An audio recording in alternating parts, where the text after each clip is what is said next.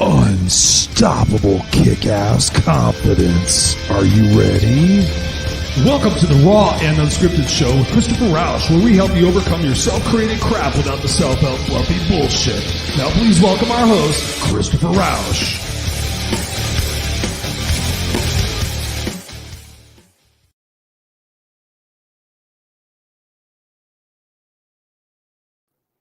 Seriously, what is going on around here?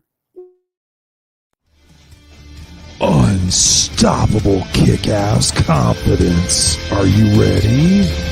Welcome to the Raw and Unscripted show with Christopher Rausch, where we help you overcome your self-created crap without the self-help fluffy bullshit. Now please welcome our host, Christopher Rausch.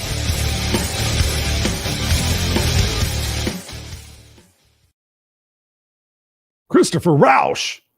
What's going on, ladies and gentlemen? Hey, happy new year. Happy 2021 from myself, the No Excuses coach, Christopher Rausch, back here with another episode of Raw and Unscripted, your place where I help you overcome your self-created crap without the self-help fluffy bullshit. And man, am I excited. I'm excited because these earbuds are really pissing me off. But no, I'm really super excited about it being 2021. I'm super excited. I like new beginnings. I like fresh starts, even though it's not necessarily a fresh start, but perceptually you can sit there and say, okay, that's the end of something and this is the beginning of something. And I'm just excited. When it becomes January, I look back on the previous year and I usually go to what are the things that I accomplished? Where are the things that I grew? And where do I need to continue to grow? And obviously 2020 was a massively dynamic year for many of us. And a lot of us grew from that and some of us didn't. And that's kind of a shame. I was just talking to somebody earlier today, and she said she's transformed and she's used all this time so much and so greatly to become the person that she wanted to be, that she said she never had the time to become because she was working a full-time job and she was spending time in traffic. And she's super excited about all the things that she's accomplished and the things that she's going to accomplish.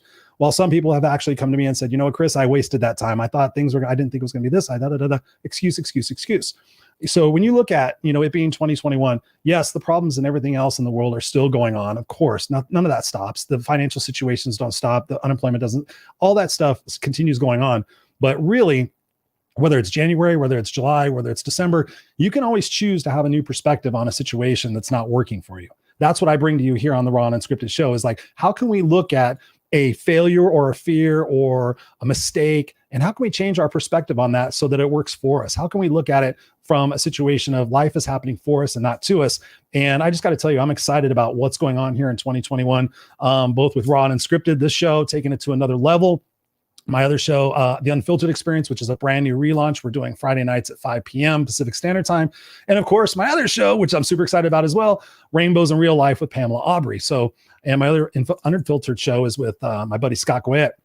So I am blessed beyond blessed to be in front of the camera, in front of the microphone, coaching people, doing what I love to do, and being able to stay home with my son. It's absolutely amazing. And I just plan on bringing you guys more content, more information, more passion, more education, more whatever it is that's going to take all of us to move to that next level, right? That's what I bring to you every single week. And I'm so happy to have my guest on today. We were introduced last year and we had a brief conversation, but I followed her and we've had brief communications here and there over text and messaging. And she's just an absolute powerhouse. You're going to love her and she's going to bring a lot of value to you. Kim Adele, calling in from all the way over in England. How are you doing, darling? I'm doing really well, my lovely. How are you? I'm doing fantastic. I'm fired up, as you can tell, because I start talking really super fast when I get really fired up. So I have to remember in my brain, Chris, slow down.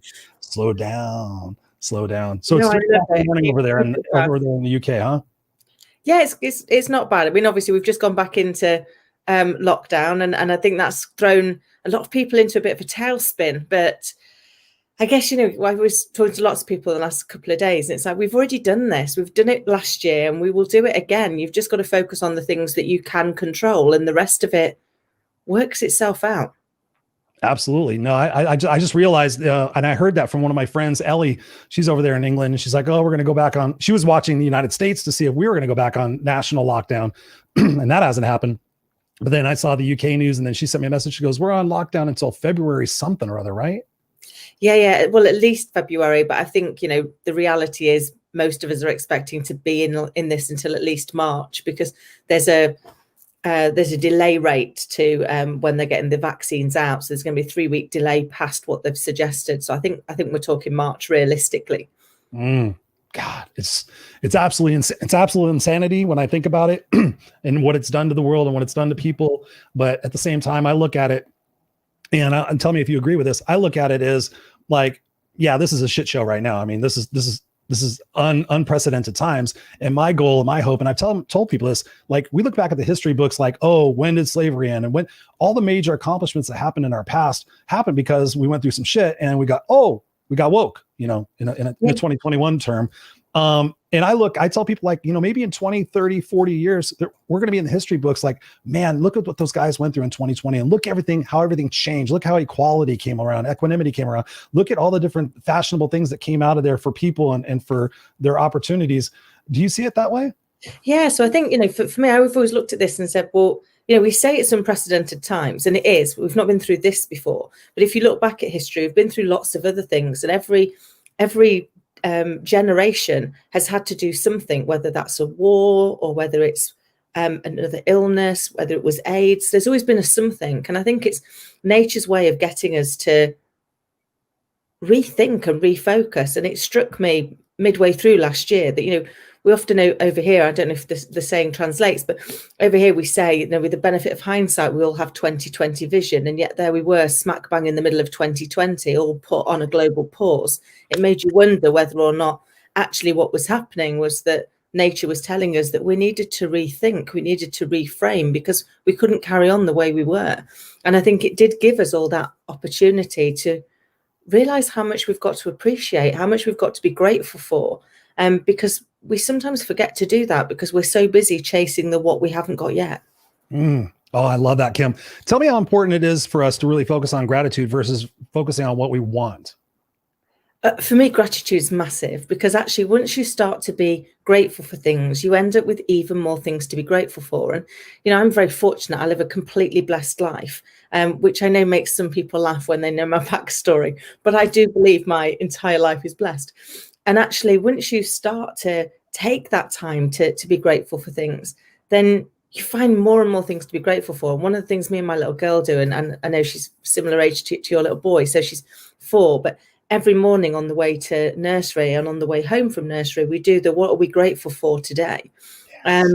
And actually, it's really changing her outlook as well. It's making her a much happier, much more appreciative little girl. And that's got to be a good thing, hasn't it? If we could all do a little bit more of that, imagine what a nicer place we'd live in. Oh, don't even get me started, Kim. Don't even get me started. I love that. I mean, the beauty of showing your kids about gratitude, that's something amazingly enough, I just reintroduced in our house during dinner time.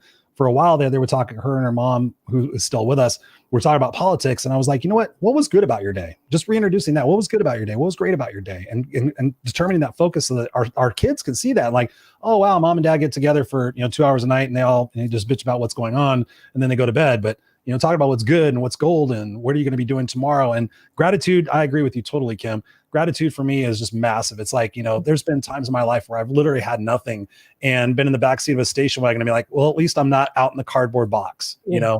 At least I have my mom. I'm not by myself. At least I have animal, always looking at things from a gratitude standpoint. It blows my mind when people are so ungrateful for the things that they have and the opportunities they have and the technology they have these days. It just absolutely blows my mind. But you said something really, something interesting about your backstory. What, give us a little illumination on your backstory, if you will.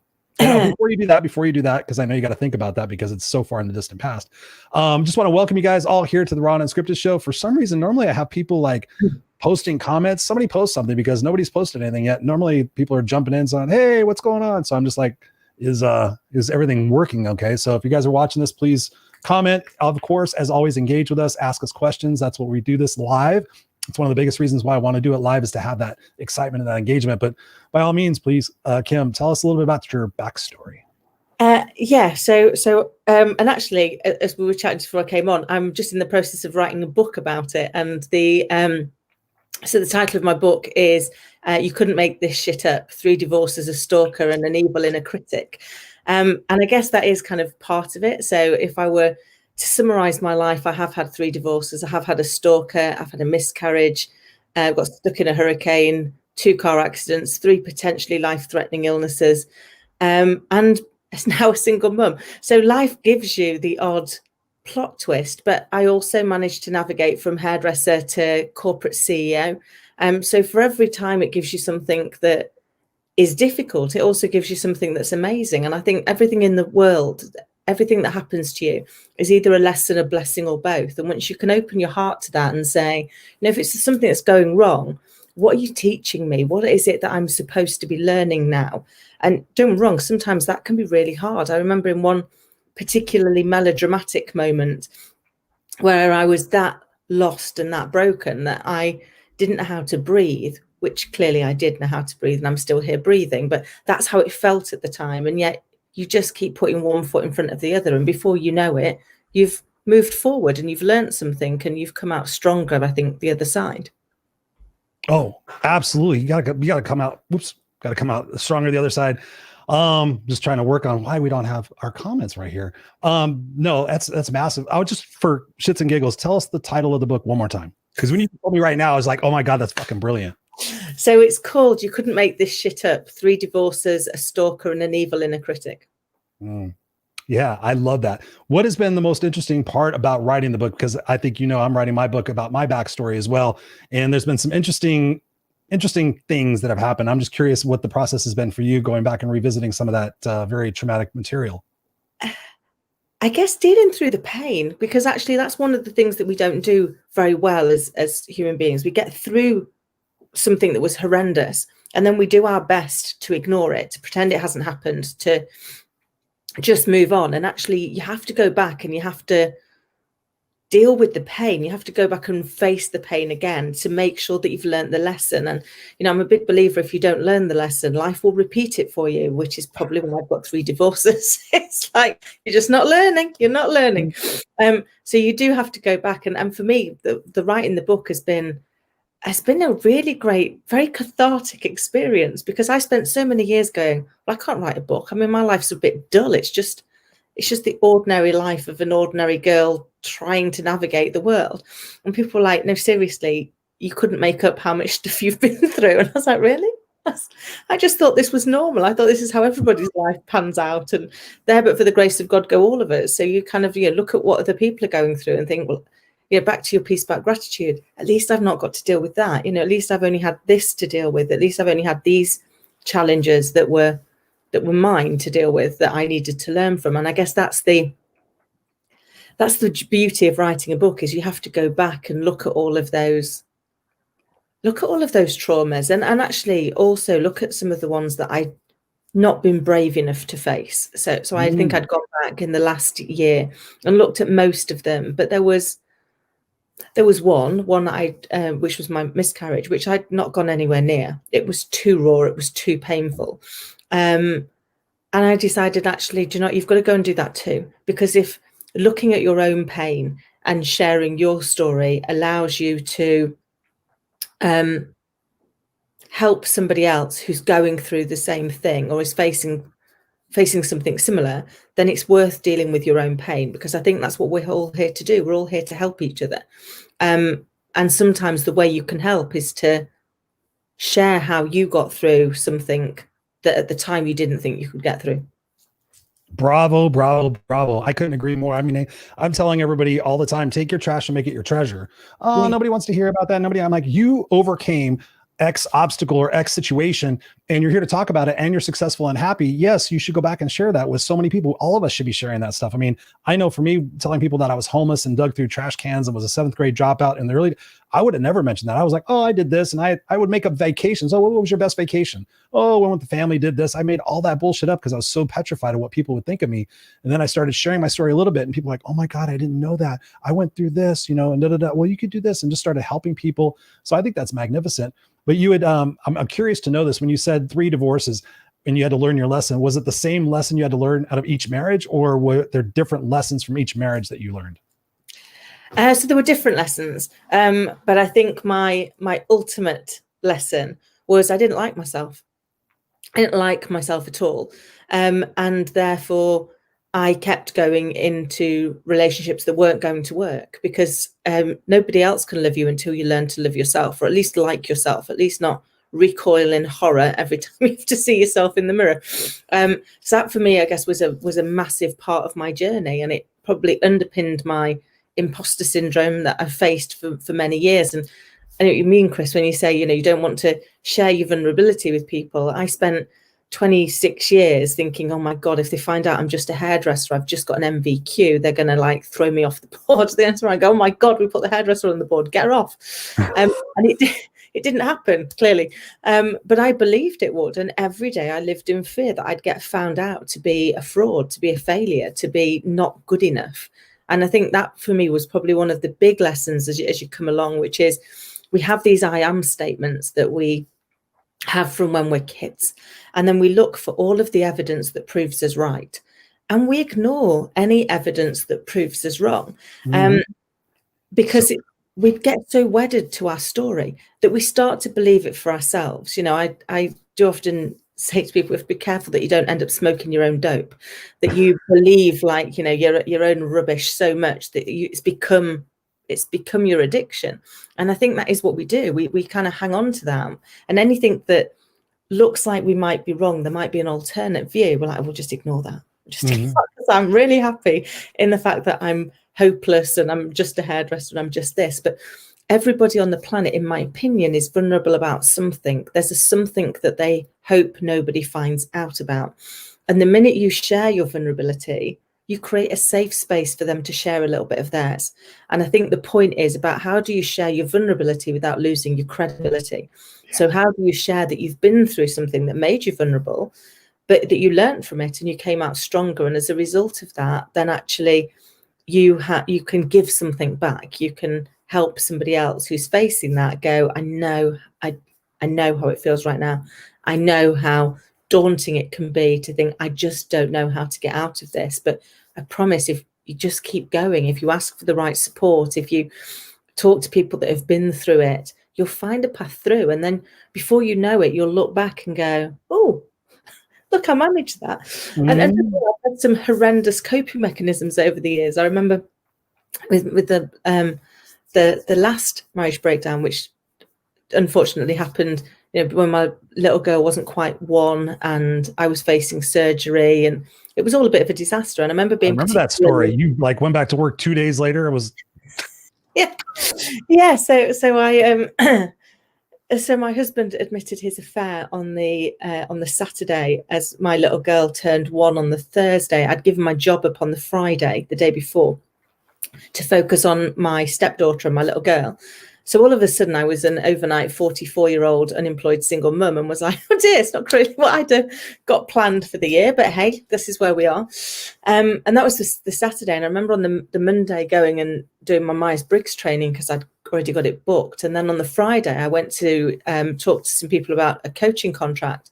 And I sat there and the guy was like, well, we're not going to go with coaching. I remember thinking, really? You could have told me that when I was in York before I made it all the way down to London for this. But it didn't kind of work out. And he said, no, he said, but what we'd like to do is we're going to change up the senior team and we'd like you to come in and run it for us for 3 months. I was sitting there thinking, okay, yeah, I can do that. I mean, I've never done public sector. I've never done exec recruitment, but hey, how hard can it be? And I need the job. So let's make sure that we're working on this. So, but I did say to him, the thing I just need to let you know is I've got 2 days worth of prearranged training that I need to go on because I'm delivering it. So you can have anything else, but you can't have those 2 days. And he was like, great, can you start Wednesday? I was like, absolutely. So I started on the Wednesday, and the following Tuesday, I went in for my surgery. They let me out on the Wednesday and I went back to work on the Thursday and never let anybody know. I mean, I did make some concessions because my surgeon was like, you're supposed to be resting. And I was like, well, I won't carry my laptop. I'll just carry my handbag. Just do a little bit. Yeah, I'll just take a book and that. I'm not supposed to carry anything. I'm there. But I guess you just try and get through. And I remember during that period being so uncertain what to do. But determined I needed to keep going for my little girl. She didn't ask to be born. She needed me to still be there. I had to stay strong for her. But I worked out that actually if I started crying at 8 o'clock at night and I finished crying at 2 o'clock in the morning, nobody'd know. It was brilliant. So I did it every night, because it was between feeds and it was long enough that actually you didn't look like you'd been slapped in the face with a wet kipper in the morning to get to work. And A wet tends who? to like a wet kipper. What's that for us USA people? But you kind of like, I guess, you kind of were just there going, well, if this gets me through the day, if this means that actually I can spend the rest of the time looking like nothing in the world bothers me, that, people were expecting me to lead this organization, to look for leadership. They really didn't need to know that I was a gibbering wreck that was crying every night and whose relationship had just broken down. And it wasn't until I left that I mentioned to a couple of people that, and only a couple of them, that I'd had surgery whilst I was there, and that my marriage had actually broken down a week before I joined. And everybody's view was, we assumed that had happened months ago because you were always so well pulled together. You always were so happy and so cheerful. I was like, that's what you paid me for. You didn't pay me to come in and look miserable as sin and go, oh God, life's just difficult right now. You kind of paid me to come in and say, there's always a way through. There's always a way to lead something, and if we look for the good in things, we'll find it. And I think that's what even when things are really, really tough, try and find the good in it. Try and find the positive. For me, the positive was, yes, I was going through the horrendous breakdown and the hurt and the betrayal, but actually, if I'd not been in the relationship, I wouldn't have had my little girl. Now, I spent 43 years thinking I couldn't have children.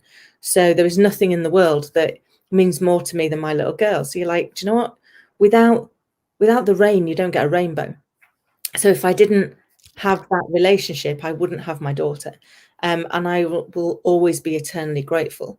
And I think everything that you do in life, you've got to go back and say, I'd do it again. I would go back and relive my life exactly as I've lived it, and it wouldn't change. I would still have 3 divorces and still have a stalker. I'd still have all of those things, but they made me who I am. And it's taken me a long time to realize that, I'm all right. I'm all right. I'm quite proud of who I am. Damn, Kim. I absolutely could sit here and listen to you all day. I mean, you're just, you say everything that I think and I feel at the same time. It's just like, it's like that kindred spirit of yeah, we've been through some stuff, but hey, what can we do? What can we take responsibility for?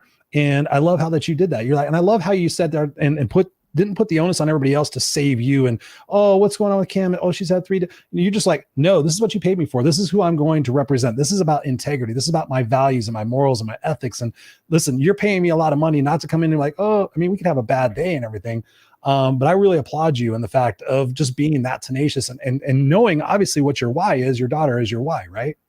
Yeah, absolutely. I mean, she is now. But I guess it's always been my approach to life. I remember before I had my little girl, being in one particular company, and things were ropey. My marriage had just broken down. Life outside of work was a bit of a disaster, but inside of work, the company was in real dire straits. I got asked to join the organisation just after they'd been given the largest fine in UK history. They'd been shut down for mis-selling. We had the press camped on the doorstep. We were facing insolvency. It was a tough gig. But you were kind of there going, actually, what they need me to do is create some stability, is to help people start to feel more secure. But also part of my role in that 3.5 years was to do 5 major redundancy programs. I took the organization from 1,800 people to 450. Wow. Which was horrendous. Being responsible for standing up in front of people and telling them that they've not got a job is heartbreaking. But where we get this wrong, where organizations get this wrong, is we make it about us as the leader. So you kind of look at it and you go, oh, I'm going to go and tell people they're made redundant. I feel a bit guilty because if I'd led in a better way, maybe we wouldn't be in this position. If I'd have done something different, maybe I could have led us to a better place. So there's some guilt. And then you know that your message is not going to go down well. Nobody got excited about a redundancy program ever. It was like going, me, how do you make me redundant? So you know that your message is going to go down badly, and you know that actually you feel a bit of guilt. So you start to feel under attack and you make it very much about you. And yet the reality is the people that are being made redundant couldn't do anything about it. And so I remember standing up and doing the first one and saying, the first thing I need you all to realize is this is not about you, but let me explain what I mean by that. It is happening to you. You are going to have to deal with the message that I've got to deliver. The reason I say it's not about you is it's not because you're not great people. It's not because you're not amazing workers. It's not because I wouldn't love to have you work for me for the rest of your life. It's because I couldn't lead us better. I couldn't put us in a different position. And my job as the leader is to save as many jobs as I can. And I'm sorry to say I can't save them all. You said that out loud? Uh-huh. To Yeah. people? Yeah, I stood in front of all of people. Honesty? In front of people? That's Honesty. amazing. But Wow. I said, the reason I need you to know that is if not, you take this into your future. You'll decide that you weren't good enough, that we didn't want you, that you weren't a good worker, that you weren't a good employee, and it will make it your reality. So you will take that into your next job and you will feel less confident.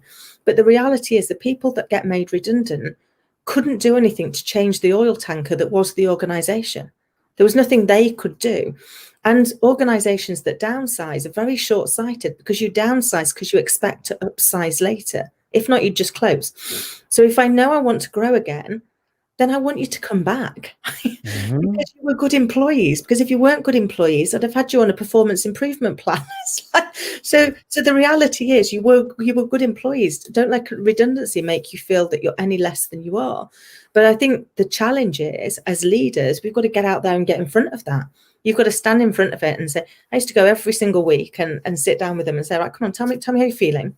Because let's go through your facts and stories, because in the human brain doesn't like absence of fact. And when it has an absence of fact, it creates a story. The story is always far more fascinating than the reality ever was. But people get really hung up on that. They get really stuck into the story and they believe it to be true.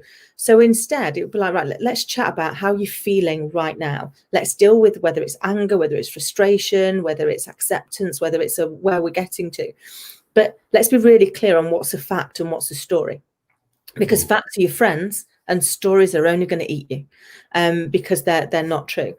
And I remember on the last day, people coming up and giving me a hug. And I was like, please don't hug me. It was me that did this. It's like, you do know it was me that did this. And they said, yeah, but you treated us with respect. You turned up every week and you spent time with us. You know, I was really proud to say that 98% of the people had got jobs at the point that we closed, because we spent loads of time going out to local councils, local businesses, and saying, if you're looking for good people, these are good people. They are not in this situation because of them. They're in this situation because of us. And I could have said, we're not even in this situation because of me. I got brought in after it had been shut down, but that's not the point. People need to be able to look in the eye of someone who's making the decision. They need to be treated with the respect of looking in the eye of somebody who's on that board who said, I've made this choice. If you want to get angry here, because you deserve that. You deserve the right to be spoken to by somebody who made the decision. And I don't get me wrong, I had one lady effing and jeffing at me. I had a few, actually, to be fair. And I remember saying to them, I get it. If I were in your shoes, I'd be equally upset.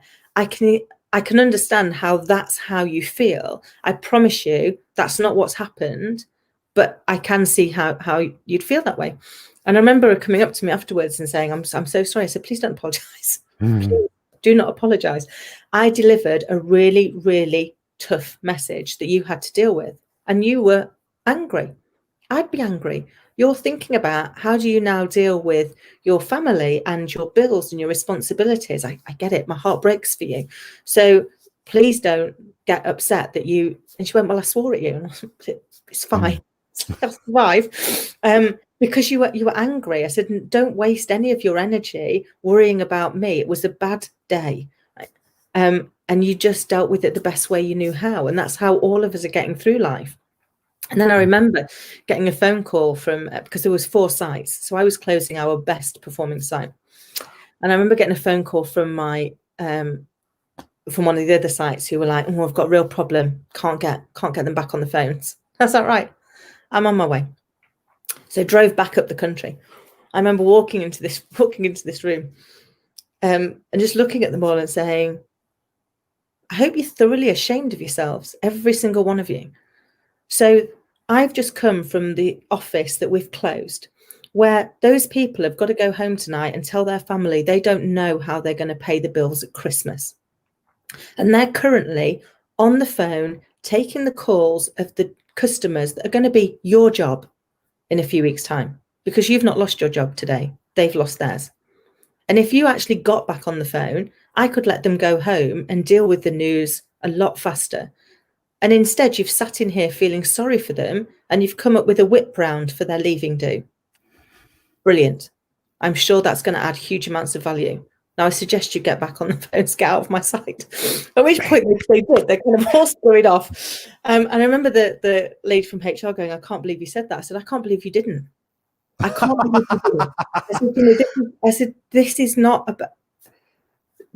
about treating people without respect. I said, but they needed to understand that actually what they were doing was unacceptable. The people that really needed them today to step up and do their job were the ones that had lost their job. And yet those people had actually turned around and got straight back on the phone, even though they'd been told they were being made redundant, and they carried on and did their work.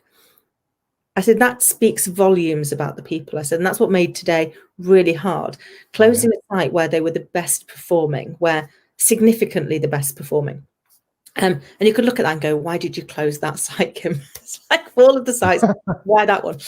And the reality is it had to be that one because it was the only one where there was a break in the lease, where it actually was purely a call center, which meant that we didn't have IT and head office and those things. So I could, unfortunately, recover a huge amount of costs from that because we could give the building up and we could dilapidate the services in it. So we could really create a massive impact financially for the organization that I couldn't achieve from any other office. And that for me was always why it was really important that people knew it wasn't about them, because it was like, actually, if we're picking on who was the most high performing people, none of you would be in this position. And this is why it's worth knowing, when you are made redundant, it's not about you, it's happening to you, but it's not about you. And make sure you keep that definition separate. And then I remember talking to my boss, and he was like, oh, Kim, I've had such a rubbish day. And I was like, you really haven't? And he went, well, no, clearly you've had a really rubbish day. And I was like, no, I really haven't. My rubbish day was yesterday. Yesterday, when I had to go home knowing there was nothing on earth I could do to change the fact that today I had to go and tell those poor souls that they weren't going to have a job at the end of the year. That was horrendous. Today, the worst bit was knowing that the minute I stopped talking, they had to live with what it was I had to say. But at that point, it wasn't my bad day, it was their bad day. Because mine was over. The worst bit was out there. You've said the awful thing, and now you've just got to deal with how people are reacting to that. And you've got to watch the devastation that you've created, because that's what you've done. You've created devastation, and you've got to be there to hold their hand and treat them with kindness, because yes, it's uncomfortable. Yes, it's horrible to see the impact you've had on somebody and to realize that you've put them in that place of doubt, in that place of despair where they don't know how to move forward, really. The worst thing you can do then is to step away, because actually they need you to stay there, even though it's uncomfortable. And just like anything in life that goes wrong, it goes wrong. It all goes hideously wrong. And actually, what you need to do is step into it, not step away from it. Even though it's painful, even though it hurts, you've got to step up and go, but I'm going to keep dealing with it, right? Because actually, for every step forward that I take, no matter how small it is, I change my vantage point. And when I change my vantage point, I can see something else that might get me out of the situation, that might help me to learn. And I know over the years, I've had friends of mine say, I don't know if you're just incredibly strong or incredibly stupid. I've had a lot of people tell me that too. I've had a lot of people like, Chris, you're either stupid or tenacious. I'm like, well, a little bit of both, but that's okay. But one thing I want to key in on what you're saying, Kim, and thank you for sharing that. That's truly such a magnificent representation of who you are as a person, as a leader, and that your values and your morals and integrity are intact. I've seen a lot of leaders not handle the situations like that at all, and it's just blow my mind. So thank you for being that person. One thing you were talking in there a little bit before, and I've been keying in a lot for myself, is analyzing what my best is, right? You sit there and we come at the end of the day and like, oh, I did the best I could. Okay. Well, what's your best? And I started thinking about it a couple of years ago because I gave myself that excuse. I'm like, well, Chris, you did the best you could. And all of a sudden I caught myself and I'm like, because I'm always my own coaching client. I'm sure the same way. Yeah. I was like, Really? You did your best, Chris? Really? Let's call you on your shit. And immediately I knew, I'm like, that was bullshit. I didn't do my best. And so ever since then, I've been infatuated with really discovering what is someone's best and how we can adapt our perception to push ourselves further. Like I think about David Goggins. Are you familiar with David Goggins? Yes. Yeah. So I studied him for like 3 or 4 months. I was like, what is this guy doing? How did he get that mindset to go from one degree to the other degree? So what is your definition of best? And what would you recommend to people to find what their true best is? So great question. I think for me, my best has always been, I seek in life to always leave things better than I found them. And I remember my dad teaching me this many years ago, which was every day say to yourself, if this were my money, would I pay myself for today? Ooh. I earned it. Dang. And if the answer is no, make darn sure that tomorrow you go in and earn today's money as well as tomorrow's money. So you kind of go in and look at those and always recognize, that we learn most from growth, and we grow best through our pain. We grow through the things that we got wrong. And I think one of the challenges we get is it's not the mistake that defines us. It's what we do with the mistake that defines us. So, at the end of every day, I do, and I get my clients to do this as well. Anybody that has that I've touched. So anybody who's gone, oh, thanks for that, or that was really useful, or oh, that was interesting, because that can be helpful. Then what have I learned? So what have I learned today? And that can be something that I did that went better than I thought. It very often can be something that didn't go as well as I thought. And therefore, what have I learned from that? And as a result of it, what am I taking away from today into tomorrow? Because it's a great way of making sure that you can see how far you're coming. And actually, I think as long as we keep growing, then we can do the best in the moment. But I believe our purpose in life is to keep bettering the previous moment. So the only thing that we are here to do is be better than the person we were yesterday. And therefore our best will continue to get better. And I think you've got to call yourself out on that. And having spent 40 odd years with an evil inner critic. I mean, I was just not a very nice lady. So yourself or to others. So externally, I used to be, and still am, I think, at least I try to be, externally really kind, see the good in people, want to help people be the best that they can be. I've got a real desire to make people feel special, to feel good about themselves, because we are all special. But a large part of that was driven by the fact that I was horrendous to myself. I thought if anybody could ever see some of the language, some of the words, some of the way that I spoke to myself, that they'd just realize I'd got an ugly heart, because you can't possibly say that to another human being. And I never would, but I would say it to myself. And for a lot of years, that's a really tough place to be. And I know a lot of people suffer from the same thing, which is, that voice we use on ourselves is heartbreaking. And then for me, my breakthrough came actually when I was writing a letter to my little girl the first time that I was facing surgery, when I wasn't certain that I was going to make it. And I thought, God, I've waited 43 years to have her, and now I might not be able to see her grow up. So how do I give her all of the advice I want to give her? How do I let her know how loved she is, how great she is? I was like, how do you even write that letter? So I wasn't really sure where to start. So I was like, right, I'm going to go and look at her. That always helped. I'm crying right now thinking about that. So I went up and I remember poking my head round the door and watching her laid on her back, snoring away, dreaming about her day. And then it suddenly hit me. And it hit me that the voice we talk to ourselves becomes the voice we teach our children to talk to themselves. And the world stopped. Or maybe it was just my heart, because I remember thinking, I never want her for 1 second to talk to herself the way that I've talked to myself over the years.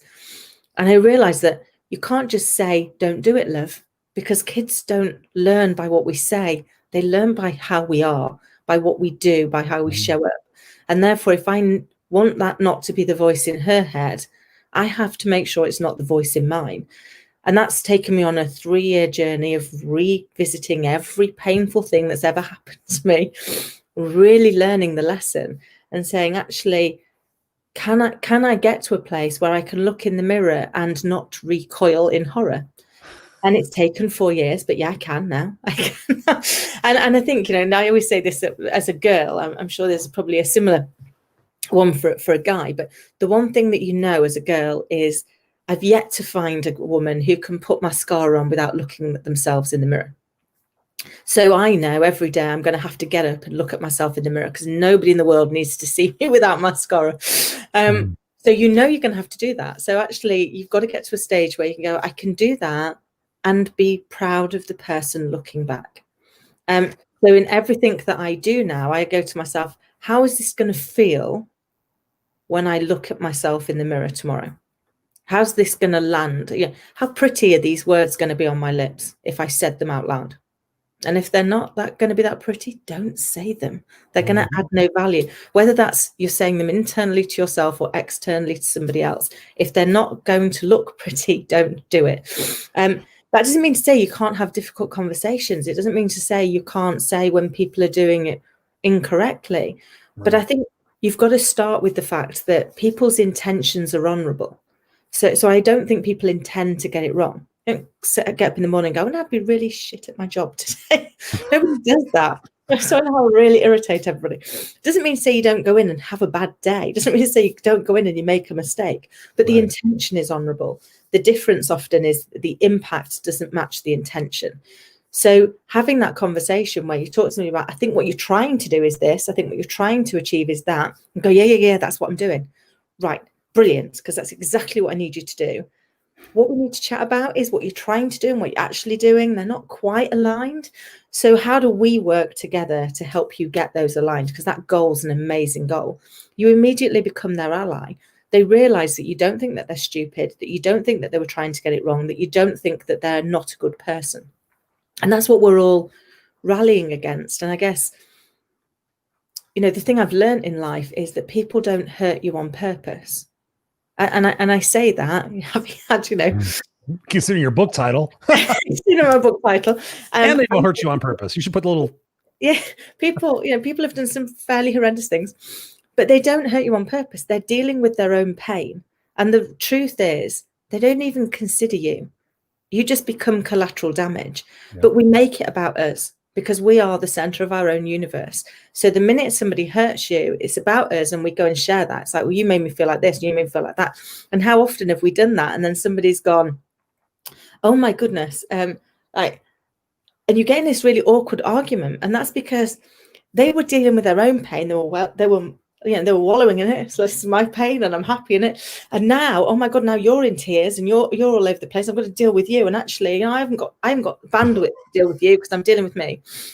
This is circle. So this is like kind of conflict. Whereas kind of I look at it and go, you're clearly already in pain. So I won't add my pain to it. I'm just going to take my pain and deal with it separately because it will be fine. And I remember my last husband saying to me, you're such a robot. I remember at the time thinking, I'm not really sure that right now is the time to be telling me I'm a robot. I mean, to give you the context of what was happening, it was 6 weeks after he'd admitted his affair, 4 weeks after my surgery, and he rang me up because he'd got in bother with work. And his job. I remember you told me this too. I think you told me this. And he said to me, he's like, I really need your help. And I was like, okay, I'll help. You're the father of my daughter. Of course, I'll help. I don't, you don't leave anybody needing help. And so I kind of helped. And then there was only one occasion where I said to him, like, could you do me a favor? I'm going to hang up. I just need 10 minutes and then I will call you back. And he was like, well, I don't understand what's wrong. And I said, you know that I'm a big believer in, I can't choose the way somebody behaves towards me, but I can choose my response. And right now, you've just delivered all of the evidence that proves that when I thought you were having affairs, whilst I was facing mammograms and MRI scans, and you told me it was all in my head and that I was going to be the one that ruined the marriage, that actually you were having the affairs. So right now, I'm really struggling to pick a response I'm going to be proud of. So what I would like to do is hang up. I'm going to take 10 minutes. I'm going to regroup and find my space, and then I'll come back and I'll help you. And I remember him saying, "Oh my God, you're such a robot." And I was like, "Now's not a good time." That's not a good time. Oh, he said that? That's not a good time for you to be a robot to save his ass? To question how robotic I am. Oh. But I will be, I'll be back in touch in 10 minutes. And in 10 minutes I was back in touch. And he was like, "But you compartmentalize." And I went, "Because sometimes you have to. Because actually what you've got to look at is adding my pain into this right now going to help? Mm-hmm. Is it going to allow us to have a good conversation? No, because what happens in reality is we all have those moments where we get into a conversation that becomes a little bit tricky. And there's an amazing book that I would recommend. It's called Crucial Conversations.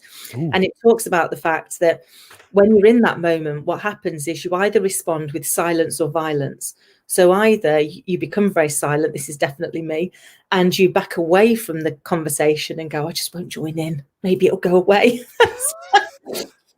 I'm not doing it. Or at least I'm not going to get annoyed. I'm not going to get angry. I'm just going to hope that, a fire without oxygen. It doesn't get any worse. That's what you're kind of hoping for. You're hoping it doesn't get any worse. Because, you don't add oxygen to fire, it's going to die out. So that was always been my response. But the reality is you're not getting what you need out of that because you've still got the answers you're looking for. Or you respond with violence. And I don't mean you actually get violent, but you possibly get more aggressive or more assertive with what it is that you're saying. And it never goes very far, does it? And the reality is in both situations, one or both of you is coming at it from a position of fear. So you're fearful of something that's going to happen. And actually, instead, if you can create a safe space where you share a little bit of your vulnerability, like, I'd rather stick my head in the oven than have this conversation. However, I know that we need to. So I'm a little bit vulnerable. I'm completely committed to finding something that works for both of us. Can we now talk about it? You create a slightly safer space for people. But I think it is. So maybe that doesn't make me robotic. But I guess in life, sometimes you've got to go, actually, emotion doesn't always help. And I spent a lot of years dealing with people where they go, "Oh, it's all right because I'm really passionate." Or, I'm just got that sense of humor. And I'm like, Actually, what happens is you make really, really valid points. But because you've done it overly emotional or overly sarcastic or overly flippant, everybody can ignore the valid point you're making because you put too much emotion into it. So it's just you being you. And then you get really frustrated because your very valid point was ignored. But it was ignored because of how you delivered it, not because of what you delivered. And there used to be an old adage, didn't they, which was pick your battles wisely. Yeah. I don't think it's the right one. So for me personally, it's not about picking your battles. It's about picking your battlefield. Where you choose to have the conversation and how you choose to have it determines how successful you're going to be. Because as an example, if you could shout out your boss in front of a room of people, they're probably going to shut you down because you might not be 100% certain of what it is that they're saying. And they don't want the entire team to feel the same way. Whereas if instead you go, I'm not sure I completely agree. Think that in your head and go, could we possibly have 5 minutes offline? Because I'd just like to understand that better. Yeah. You've then got a chance to talk to them in a much safer space where they don't feel like they're on show and everybody's looking at it. To then go, can I just seek to understand a little bit more? Because this is my opinion. Because I think this is the thing, as human beings, irrelevant of who we are, irrelevant for what we do, we all want 3 things in life. We want to be listened to, we want to be understood, and we want to be respected. And as long as we recognize that, that's irrelevant of culture, of race, of that. At our base, that is what we want to do as human beings. So if we always seek to understand, then we can find common ground, because it's okay to disagree, but never to disrespect. Ooh. And I think if we can get to that understanding, which is, I'm seeking to understand your point of view. And I use this with clients all the time. So if I were to hold that book up and say, there is nothing written on the cover, would you say I'm right or I'm wrong? It's your perspective. Exactly. Because from the side that I'm looking at, there's nothing on it. Just because I'm right, makes you wrong. And just because you're right doesn't make me wrong. Right. The fact is, we're looking at things from an opposite side, and we live in a world of polarity. For every up, there's a down. For every left, there's a right. So whatever our opinion is, there is the alternate opinion. And if we always seek to understand it, then what we're doing is we're seeking to see the full picture. Because they say, there's always three sides to the story: my side, your side, and reality. And that's not because we're liars. It's because we are designed to filter out things that are not important to us. Our subconscious brain deals with millions and millions of things, and it filters out things. It's like, yes, you're not really interested in that. So even if we were to describe this conversation, we'll describe it slightly differently, because we will have picked up things that hit our value set, or they hit our passion, they hit our drive in a different way. So they'll be the things we take away from it, which is why when you go back and listen to a conversation again, or you reread a book, or you rewatch a film, you see something you didn't see the first time. Yes, absolutely. I was just, what I'm doing over here, just so you know, is normally I can put all the comments over here. Like people are sitting there saying, hey, Cam, and everything. So I'm looking at the monitoring the comments on my iPad and was like liking them and trying to do that stuff. But no, I mean, literally hearing you talk, and I said this before, and it's not even crazy. Hearing you talk is like hearing my brain communicate in a really beautiful accent and a really beautiful voice. It's like you said, seek first to understand. That's been one of the most paramount lessons I've learned from Stephen Covey, reading that book and going, wow. And watching my mom so unsuccessfully throughout her life barge through and try to demand and get angry and try to control everything and die miserably, versus the fact that when you seek first to understand, your perception, your assumption, your expectation, your version of the situation is not even the truth. Like you said, even when you said that, there's three sides of the truth: yours, mine, and whoever's. So I think that's absolutely just powerful. And I hope you guys have all gotten that from Kim. So in the interest of time and respecting your time, Kim, I'm going to invite you back on the show here publicly. Will you come back on the show again in the future? Oh, bless you. I would love to. If you're happy to have the ramblings of my crazy brain, I would love to be here. Well, no, because that's the thing. We've talked kind of about it in a little bit. We're all unique people, and there's 7 billion people on the planet. And so I'm constantly telling people, rock your freak flag, be who you're going to be, like me, Raw and Unscripted, bandana guy who swears, just be, we're here for a nanosecond. You got to be you. And be able to rock that stuff. And you're going to find people that are going to be in your tribe. They're going to dig that. But I just really, really resonate with everything you said.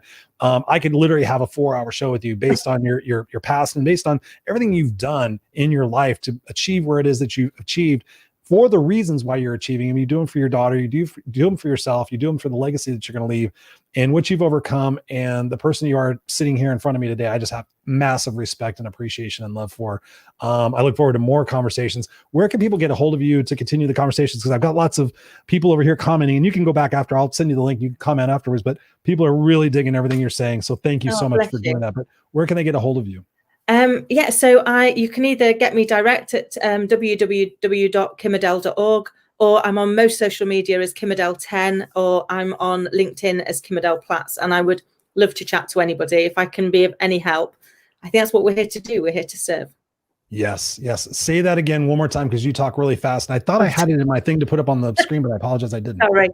So it's www.kimadele.org, or it's Kim Adele-10 on most social media, and Kim Adele-Platts on LinkedIn.